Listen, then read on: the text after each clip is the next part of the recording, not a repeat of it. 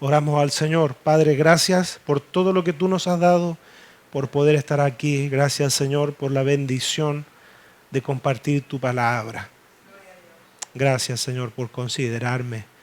Gracias, Señor, por permitirme ser este vocero. No sé exactamente hasta dónde estamos llegando. Sí sé que tú nos permites, Señor, llegar a distintas localidades, ciudades, naciones con tu palabra. Gracias, gracias, glorioso Espíritu Santo. Úsame, por favor, como instrumento en tus manos, Señor, para que todo lo que yo diga provenga directamente de tu corazón. Aquí estoy, Señor, aquí está nuestro corazón, rendido delante de ti. Señor, te necesitamos, Padre. Estamos, Señor, y nos sentimos representados con el salmista cuando dice que él se sentía como tierra árida, porque te necesita. Nosotros también te necesitamos, por eso estamos aquí. Bendice nuestras vidas y bendice a cada uno de los oyentes. En el poderoso nombre de Jesucristo. Amén y amén. Vamos a seguir un poco con lo que ya estuvimos exponiendo acerca del discipulado. Discipulado para discipular. Si bien es cierto, esto tiene que ver un poco con ese tema, pero no es la continuación. Evangelio de Mateo, en el capítulo 16, vamos a leer de ahí el versículo 18 y 19 en el nombre de nuestro amado Señor Jesucristo. Dice la palabra del Señor: y yo también te digo que tú eres Pedro. A ver, retrocedamos mejor al versículo 17.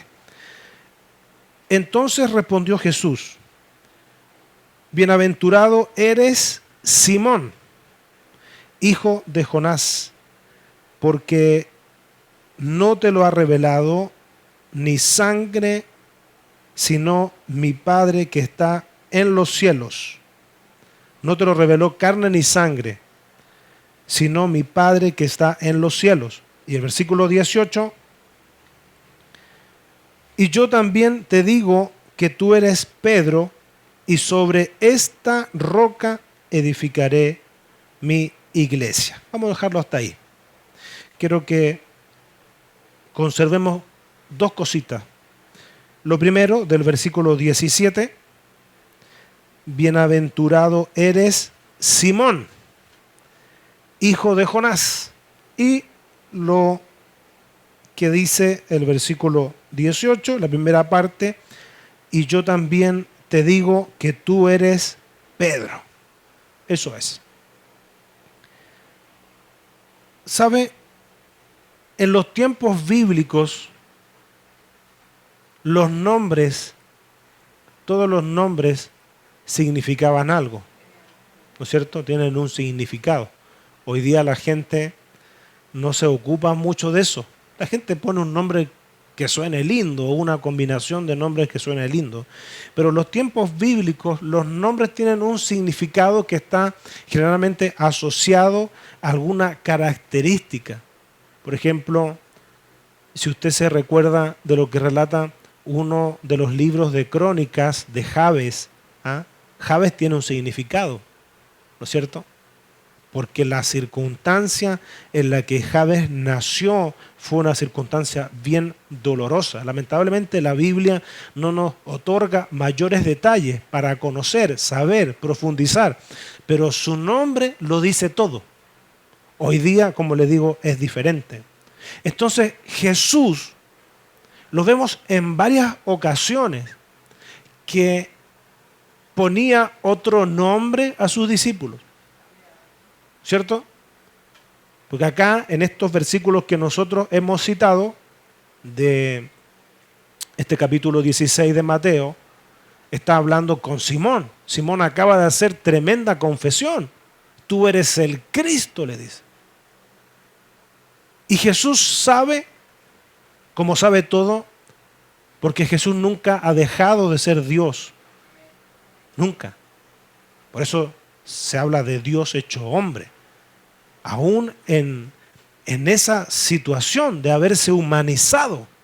Por eso que hay dos títulos que se le daban a Jesús: Hijo de Dios e Hijo de hombre. dentro de otro, ¿no es cierto? Pero hablando de esto particularmente. Entonces, Jesús ahora hablando con Simón. ¿Usted sabe lo que significa el nombre Simón? Este nombre, que es un nombre hebreo, significa el que ha escuchado a Dios. Eso significa Simón, el que ha escuchado a Dios. Un nombre lindo, ¿no es cierto? Ahora Jesús le dice Simón, pero esta vez le cambia su nombre por Pedro. Usted sabe que Pedro significa piedra.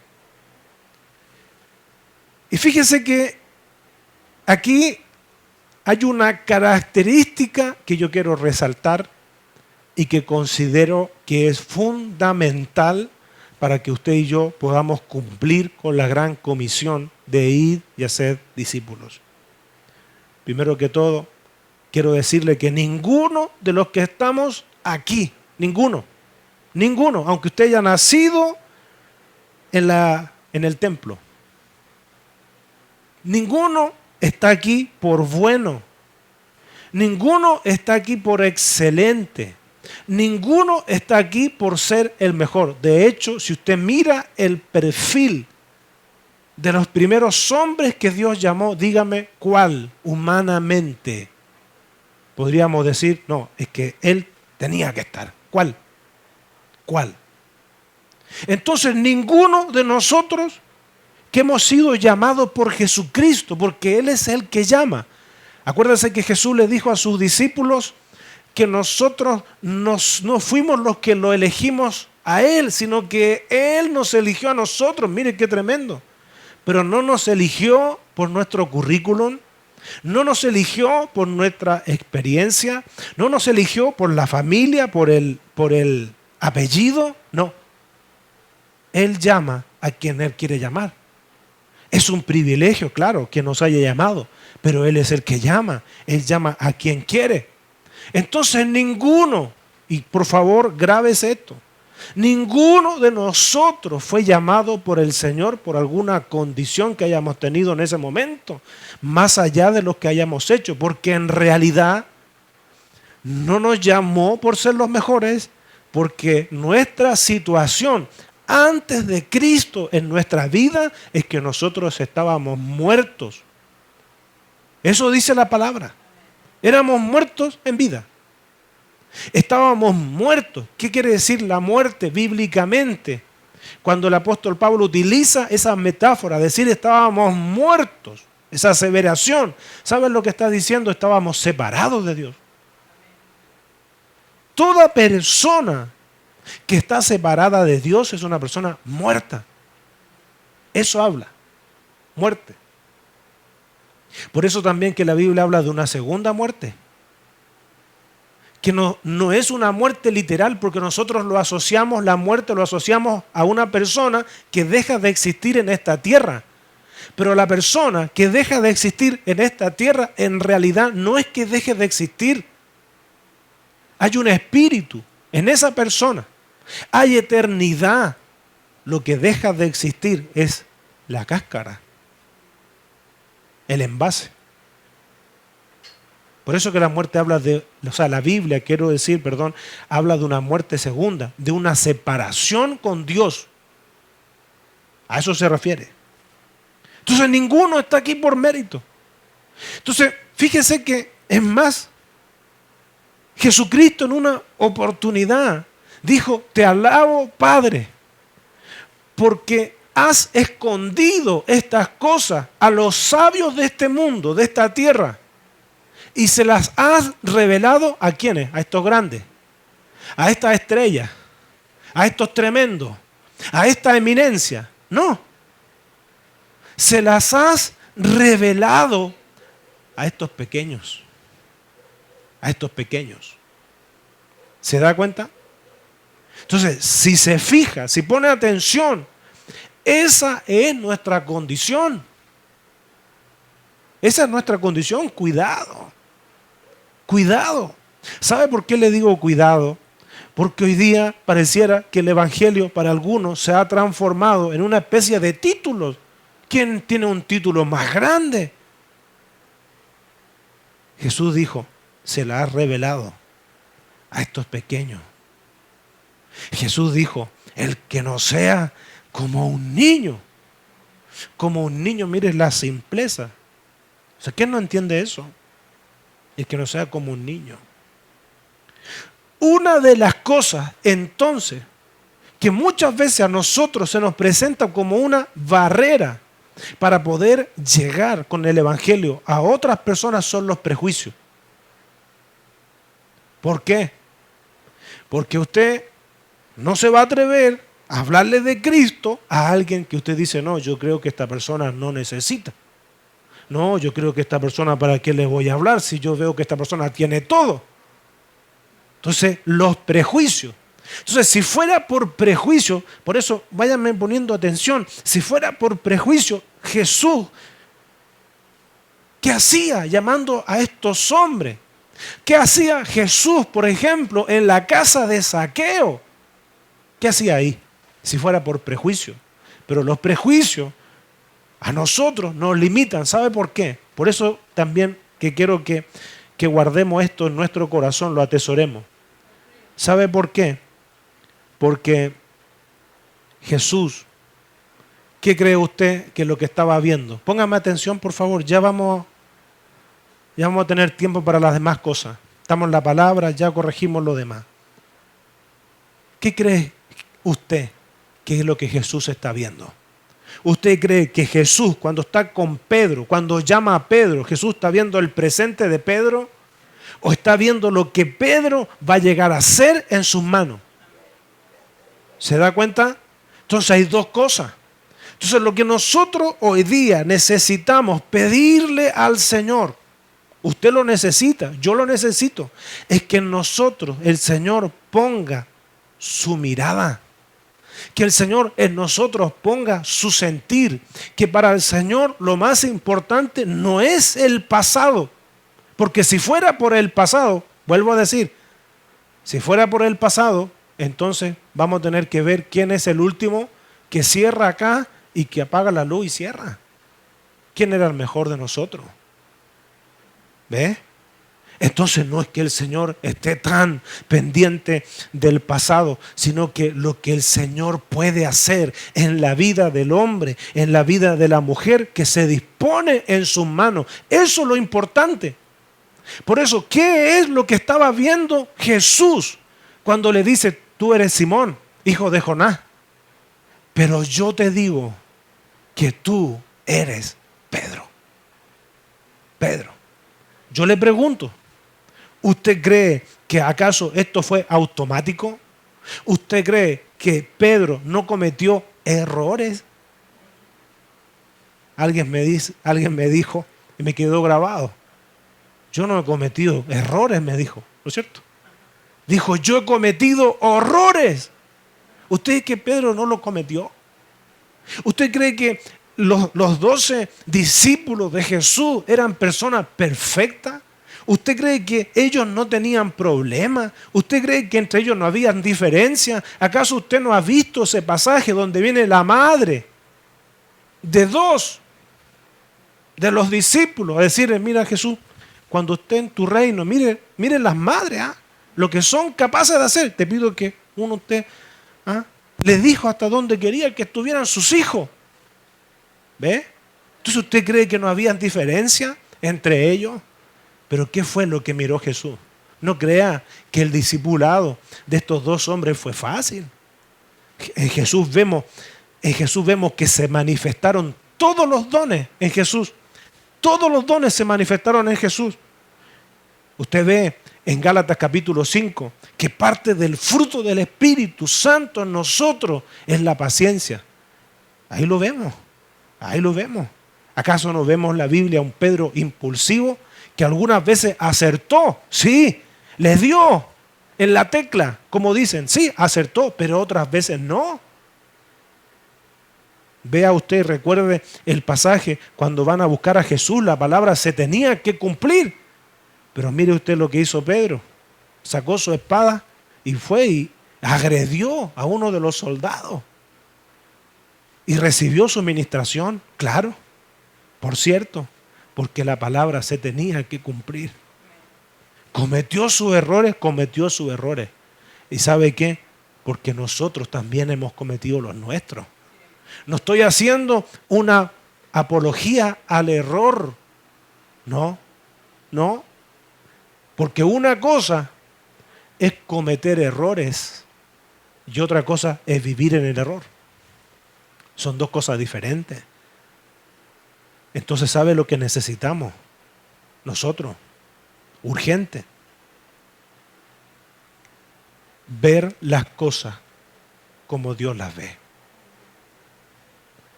Cuando usted vea quizás a esa persona que usted conoce su estilo de vida, es un estilo de vida quizás bastante cuestionable, que usted no diga no, como yo he escuchado, tristemente, de personas cristianas que dicen no, seguramente esa persona no es para salvación. Yo lo he escuchado. No, esa persona no. Porque sigamos viendo en la Biblia, por qué el Señor llamó a un hombre terrible,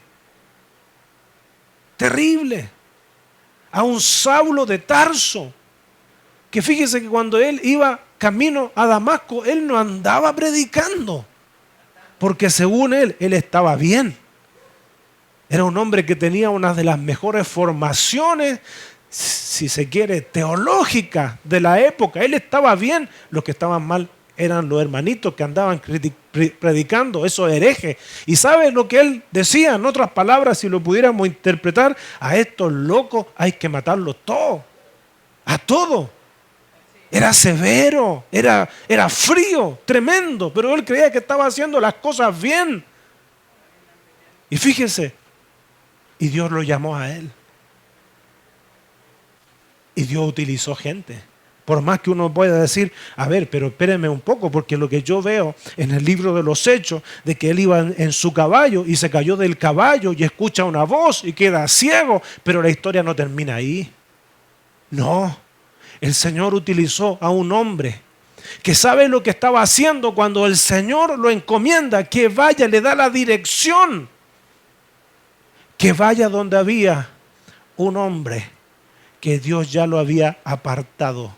Estaba Ananías orando cuando el Señor lo comisiona que vaya a la casa donde estaba ese hombre, Saulo de Tarso, el que su vida cambia cuando se encuentra con Cristo. Yo le pregunto, ¿qué era lo que Dios estaba viendo? Es que uno no sabe.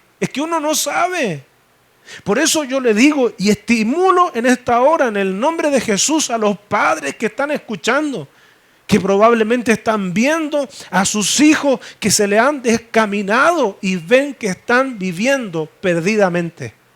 Hay padres, hay madres, nos ha tocado escuchar, como en una ocasión que íbamos saliendo de un lugar y una madre se acerca o nos acercamos a hablar con ella y pide por favor que oremos por su hijo, que estaba sumido en la droga, estaba comenzando a comercializar las cosas que habían en la casa. Por favor que oremos. ¿Qué es lo que está viendo esa madre? Está viendo las circunstancias, está viendo ese momento. Pero si pudiéramos ver con los ojos de Dios, podríamos ver que ese muchacho que a lo mejor está viviendo de esa forma, perdidamente, en las manos de Dios, se puede transformar en un hombre de bien, en un siervo de Dios. ¿Se da cuenta? Por eso hoy día a la iglesia le pasa factura, porque nos hemos vuelto muchas veces prejuiciosos.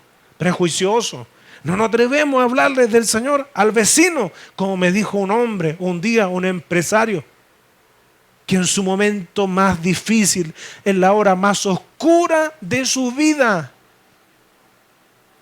cuando estaba postrado, él me contaba a mí cuando ya él había hecho uso de droga, él estaba viviendo mal, perdidamente. ¿Sabe que la persona que trabajaba en su casa le dijo, ¿Le parece a usted que yo le diga a mi pastor que venga a orar por usted?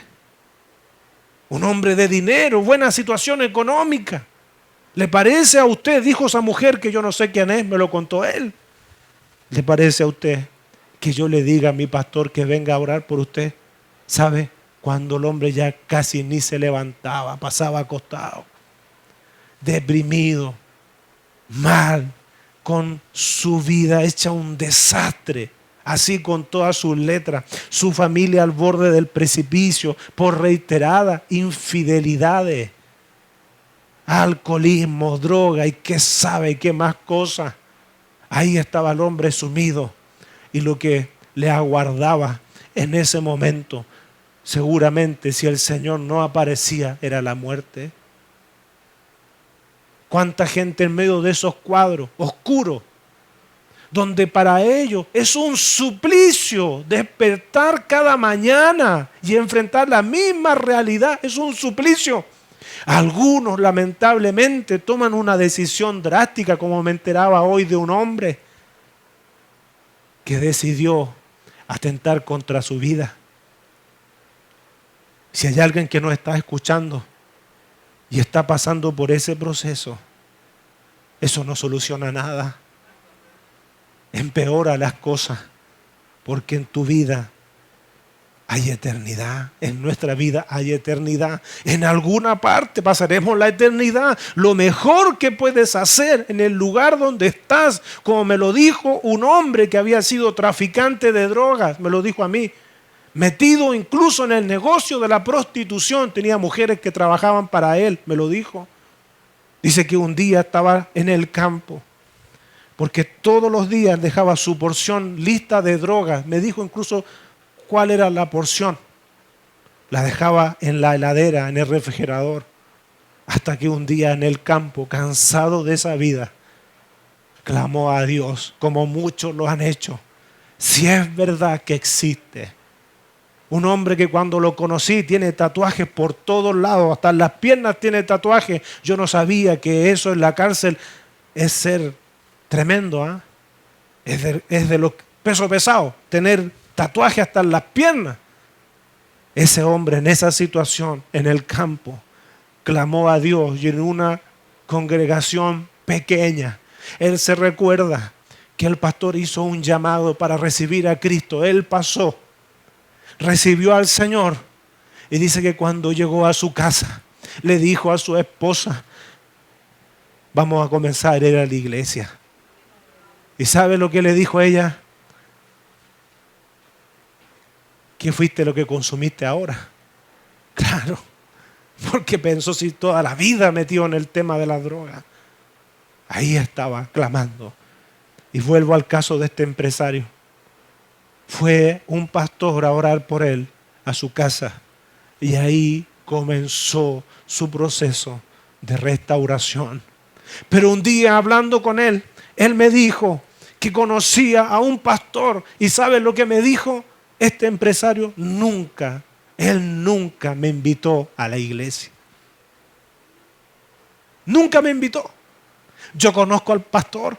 Un día estábamos tomando un tecito juntos y yo le dije, ¿sabe qué, pastor? Tal persona, le dije el nombre. Y él dice que nunca usted lo invitó. Y me dijo, sí, la verdad. Pero sí le hablé del Señor. ¿Ve? Por eso, ¿por qué no ver las cosas como el Señor las ve? ¿Por qué no pedirle al Señor que nos ayude a nosotros para no ser prejuiciosos? Porque fíjese, insisto, es indudable que en la vida de Simón, hijo de Jonás, iba a haber un proceso de transformación.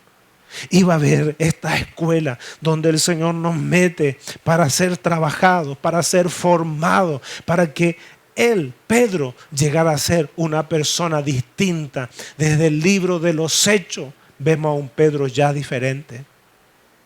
No es el mismo. No es el mismo. ¿Y para qué hablar? Cuando uno lee las cartas, yo me impacto tanto. Uno lee las cartas del apóstol Pedro, cuando por ejemplo dice que se debe tratar a la mujer como un vaso más frágil, ¿sabe? Es otra persona. Es que, ¿sabe? Pasó el proceso. Pero hubo uno que no miró la apariencia. Hubo uno que no miró lo que otros veían. Hubo uno que miró lo que mira Dios y lo que ha mirado Dios en nosotros. Es que, ¿sabe? En las manos de Dios nosotros podemos llegar a hacer cosas grandes, maravillosas, en las manos de Dios. Pero no solamente nosotros. ¿Cuántos más de los que están afuera? ¿Cuántos de los que están cerca de nosotros? ¿Cuántos de aquellas personas que nosotros por distintas razones no nos atrevemos a hablarle, a decirle, a invitarlo? Yo hace muy poco hablaba con una madre y la madre me decía, no, mi hijo es bastante duro, me decía. Una madre cristiana. No, no me diga eso, le dije. No me diga eso. Porque yo vi a su hijo, como muchos de ustedes también lo vieron a este muchacho joven, padre de familia. Yo vi a su hijo un día quebrantado, llorando. ¿Se recuerda? Estábamos orando. Y en ese lugar donde estábamos, en la casa de una hermana aquí de la congregación, se sintió una presencia del Señor que invadió ese lugar, ¿se acuerda? Oramos por este joven. Y ese joven, que según la madre es duro, ese joven estaba quebrantado, llorando. Yo le digo, ¿qué corazón hay lo suficientemente duro que Dios no pueda quebrantar? ¿Acaso nosotros no fuimos también bastante duros? Para algunos el Señor tuvo bastante trabajo. Nos tuvo que hacer caer del caballo en el que íbamos. Tacatán, tacatán, tacatán, tacatán, tan. Hasta que le dijimos lo mismo que le dijo Saulo de Tarso. ¿Qué quieres que haga? ¿Sabe cómo se llama eso? En otras palabras, eso es rendirse. Eso es rendirse. Por eso Saulo no es lo mismo que Pablo. Mire lo tremendo que hizo Dios con un hombre que además estaba enfermo. Claro, claro. Imagínense si el apóstol Pablo hubiese escuchado la teología que hoy día muchos predican.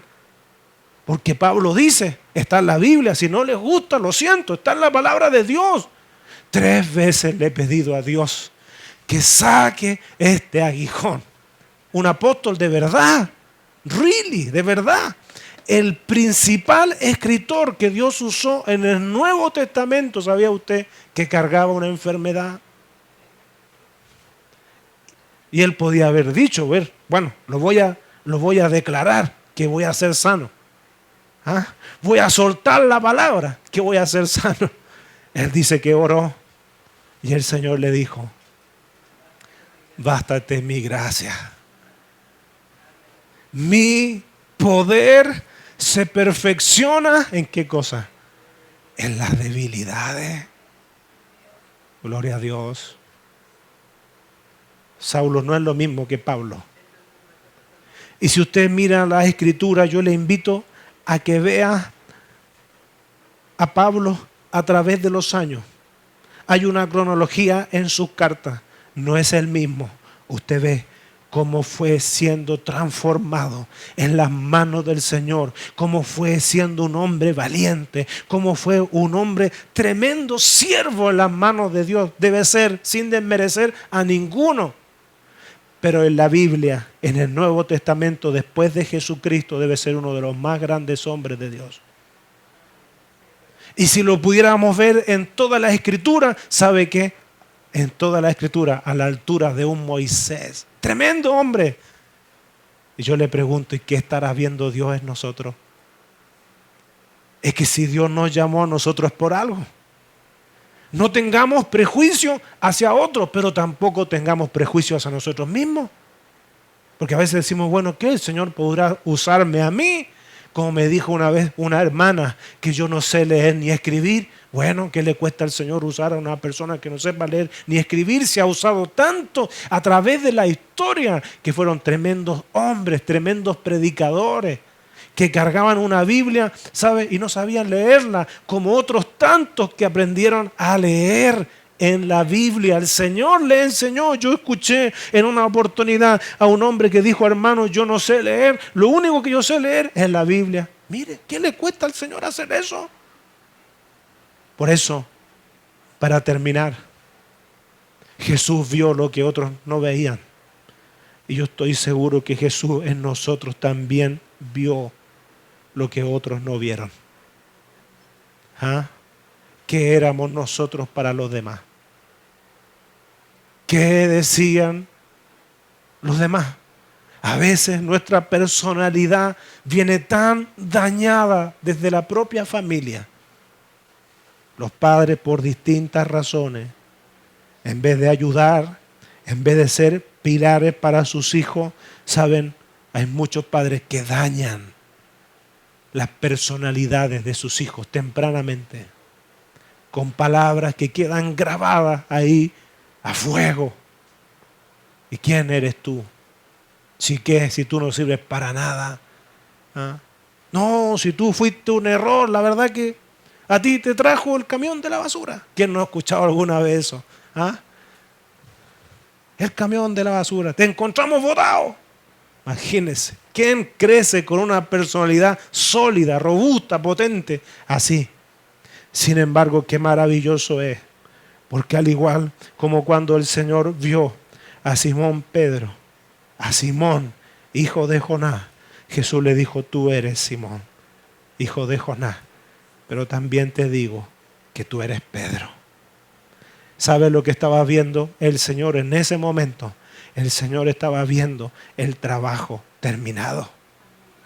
Y el Señor nos llamó a nosotros y el Señor desde antemano ya estaba viendo el trabajo terminado. Deje que el Señor siga trabajando, aunque esté pasando un proceso de enfermedad, aunque esté pasando una aflicción, deje que el Señor siga trabajando. Por eso me gusta lo que dice el apóstol Pablo ahí en la carta de Filipenses capítulo 1, versículo 6, estando persuadido en esto, que el que comenzó la buena obra la va a dejar hasta la mitad. ¿Están atentos? El que comenzó la buena obra la perfeccionará hasta el día de Jesucristo. Habrá momentos que te va a tocar llorar. Habrá momentos que sentirás que el Señor se olvidó de ti. Pero es parte del trabajo, es parte del propósito, es parte de cómo el Señor en nosotros está perfeccionando ese hombre interior, esa mujer interior que tiene que llegar a la estatura de un varón perfecto. Ese varón perfecto es Jesucristo. Madre que me estás escuchando, padre que me estás escuchando, puedes decirle a Dios que te revele lo que tus ojos naturales no ven. Y desde hoy día le puedes decir a tus hijos, transmitir a tus hijos, no lo que ven tus ojos naturales, sino lo que ven los ojos de Dios. No se olvide que el Señor ya estuvo en el mañana. Usted a lo mejor hoy día dice: no veo la forma que mi hijo, que mi hija llegue a Cristo. Pero el Señor sabe cómo hacerlo. El Señor sabe cómo atraernos a Él con cuerdas de amor. El Señor sabe cómo impedir y sacar todo obstáculo. Pero ¿qué tal, madre, padre, que me estás escuchando, si a partir de hoy día mismo a tus hijos le comienzas a infundir esto? Que tus hijos no son lo que el mundo está diciendo que son. Por más que hoy día tus hijos estén en la cárcel, por más que tus hijos hoy día estén descaminados, si el Señor los llama hoy, el Señor transforma esa vida. Si hay miles, cientos, millones de testimonios de hombres y mujeres que iban caminando mal, pero un día el Señor apareció en sus caminos y su vida fue transformada. Hoy día son otras personas. Porque eso dice la palabra. El Señor no dice que va a ser una persona más o menos nueva. No dice que las cosas serán más o menos nuevas. No, dice que el Señor hará una nueva criatura. Las cosas viejas van a pasar y el Señor hará algo nuevo. No se olvide que en un pasaje maravilloso de la Escritura había un hombre que era un problema en el lugar donde él vivía, como tantos que incluso me están escuchando son problemas. Y les gusta escuchar la radio porque algunos dicen, me transmite paz. Este hombre era problema hasta que en ese lugar de Gadara llegó Jesucristo. En ese lugar apareció Jesucristo. ¿Sabe? No tenían cómo contener a este varón. La Biblia dice que su hotel, donde él descansaba, donde él dormía, si es que lo hacía, era el cementerio, ahí en los sepulcros, que ya era un problema para la ciudadanía, porque lo ataban con cadenas, hasta las cadenas le rompían. Ese hombre se encontró con Jesucristo. Pero ¿sabe? Ese hombre era un depósito de más de 6,000 demonios que lo hacían vivir como él vivía. Él andaba desnudo. Era un problema para la ciudadanía. Era un problema para toda la gente de ese lugar. Y Jesucristo lo liberó. Jesucristo lo liberó. Y ese hombre se transformó en un evangelista. Se fue a predicar a Decápolis. ¿Se da cuenta? Hay un dicho que dice, las apariencias engañan. ¿Invitaría a usted a un hombre así a la iglesia? ¿Iría usted a orar por una persona en esas características? Ay, no, me da miedo, no, que vamos a ir. No, no vayamos. Permítame terminar con un último ejemplo bíblico. No es coincidencia que Jesús justamente a mediodía pasara por ese lugar y que Jesús tuviera sed. Lo que sí llama la atención, que por qué a esa hora, porque no era la hora común, las mujeres iban en la mañana, aparece una mujer que seguramente por su forma de vida prefirió ir en un horario donde se encontrara con el mínimo de gente. Lo que esa mujer no sabía cuando salió de su casa es que se encontraría nada más ni nada menos con el propio Jesucristo sentado ahí cerca de ese estanque. ¿Y qué más encima le iba a pedir agua? Ella no entendía las palabras de Jesús. ¿Cómo tú me estás ofreciendo agua si no tienes ni cómo sacarla? Me gustaría que me des de esa agua, porque si no voy a tener sed, no tendría que venir a buscar más agua acá. Jesús le leyó la vida a una mujer cuando él le dice, anda y ve y dile a tu marido. No tengo.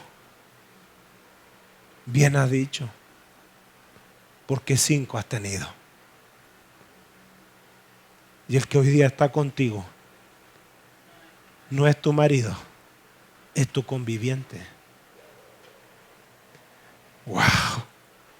Yo le digo, si Jesús se hubiese basado en los prejuicios humanos, hubiese hablado con esa mujer.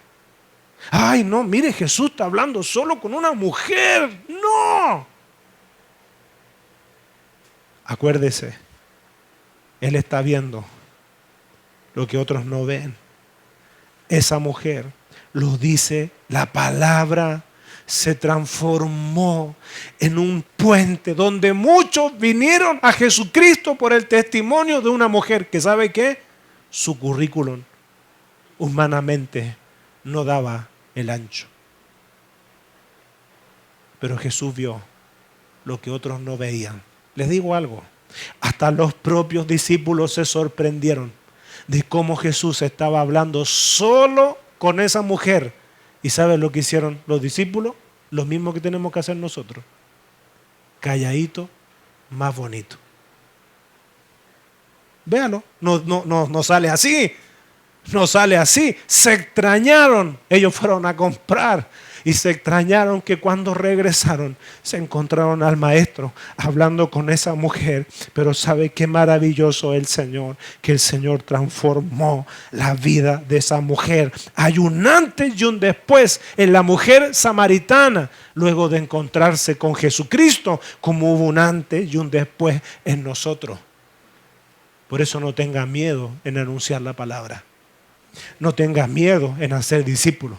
No tengas miedo en invitar a otros a Cristo. No tengas miedo en predicarles a otros, porque el Señor va a hacer eso que solamente Él hace. La Biblia dice que es el Espíritu Santo el que convence de pecado, de juicio y de justicia. Por lo tanto, ¿sabe qué? Pidámosle al Señor que podamos ver con sus ojos. Como alguien hace muchos años en México, viendo la realidad que ocurría y que sigue ocurriendo en México, escribió una preciosa canción donde le dice al Señor: ayúdame a mirar con tus ojos. El gran problema de la iglesia evangélica es que nos hemos olvidado de mirar con los ojos del Señor. Y muchas veces incluso a nuestros propios hermanos los miramos con ojos carnales. Los miramos con los mismos ojos del hermano mayor del hijo pródigo. ¿Ah? ¿Se acuerda o no? Cuando empieza a sentir el alboroto, se viene a casa y le pregunta a uno de los trabajadores: ¿qué es lo que está pasando? ¿Qué pasa? Tu hermano ha regresado. No se sintió contento. Fíjese usted lo que le dice al papá. ¿Cómo este? Yo no sé de dónde sacó él. Porque dice: tu hijo que ha gastado el dinero con sustituta, con ramera, becerro gordo y todo el tema. No estaba contento.